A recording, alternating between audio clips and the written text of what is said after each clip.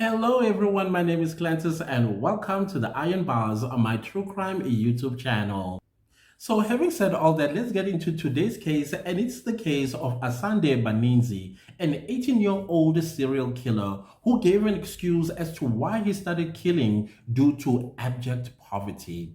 I come from abject poverty, but I never murdered even a fly. But anyway, I love to know the perpetrator's date of birth as well as their zodiac sign. So with this one, I went and I dug as far as I could to find out his date of birth. And fortunately, I came across it in an accidental way, and he was born on the 14th of March 1983 in the Western Cape Township of Gugulethu, just outside of the city of Cape Town, South Africa. He was still in high school when he started a life of crime. One of his excuses was that they are living in abject poverty, so much so that every night for 5 days in a row, they will go to bed with empty stomachs. I know that feeling because I've been there myself before. But like most serial killers, Baninzi was quite an intelligent child who was committed to school, and he was performing pretty good as well in school. He was pretty much respected by. Unfortunately, Baninzi would meet up with a man who was a little bit older than him by the name of Mtutuzeli, who also called himself Vox. And we'll find out just a little bit later why he named himself Vox and why he also belonged to a gang that was problematic in the Western Cape, also called the Vox Gang. Mtutu Nombewu told Asande Baninzi that he could actually make his life a little bit better and help his mother here and there with the money that he could make by pickpocketing in the city of Cape Town. Much a petty crime. Pickpocketing is considered a petty crime here in South Africa. Every after school, Baninzi would go and meet up with Nombewu and go to the city of Cape Town, and they would start pickpocketing people. Basically, they would steal their wallets. If it's not the wallet, it would be the cell phone. If it's not a cell phone, basically would be anything of value that they could sell and make money. Indeed, Asande's life began to change a little bit. He was able to put food on the table, even though his mother wanted to know, where did you get the money to buy the food? He just told his mother it's best that she didn't know how he got hold of the money that bought them the food. What's important is that everybody is going to go to bed on full stomachs. So during pickpocketing in the city of Cape Town, some victims fought back, and some were quite difficult to pickpocket. This is when Tutuzeli told Asande that they could actually carry knives. People are afraid of getting stabbed, and they would do anything at knife point. And that is when Asande was like, maybe that is a good idea, provided that we do not hurt anybody.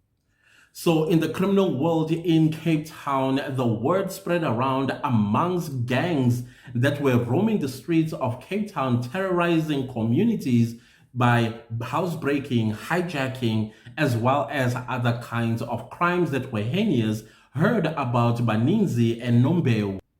That named itself the Vox Gang. Now, the reason why they call themselves the Vox Gang is because that particular gang hijacked nothing but Volkswagens or Volkswagen. You know, the VW vehicles, that is the vehicles that they specialized in. It did not matter what kind of model it was.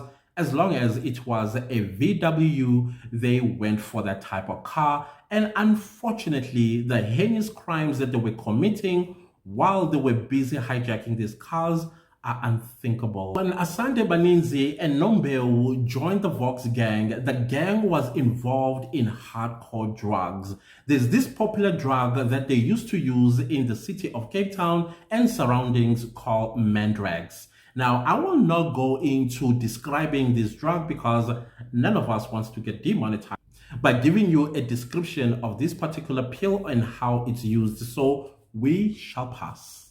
Asande Baninzi was charged with 51 counts of, and they were all arranged as follows: 15 counts of kidnapping, 12 counts of robbery with aggravating circumstances, 1 count of indecent assault, 5 counts of rape, 3 counts of attempted murder, and 1 count of housebreaking. he would only go to trial for 49 of the 51 charges that were laid against him. So in total, Asande Baninzi was involved in 18 murders, and he was served a sentence of 67 years in prison without the possibility of parole.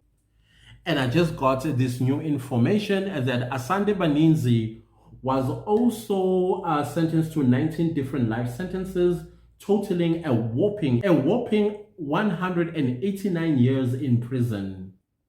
Asande Baninzi will definitely rot behind the iron bars.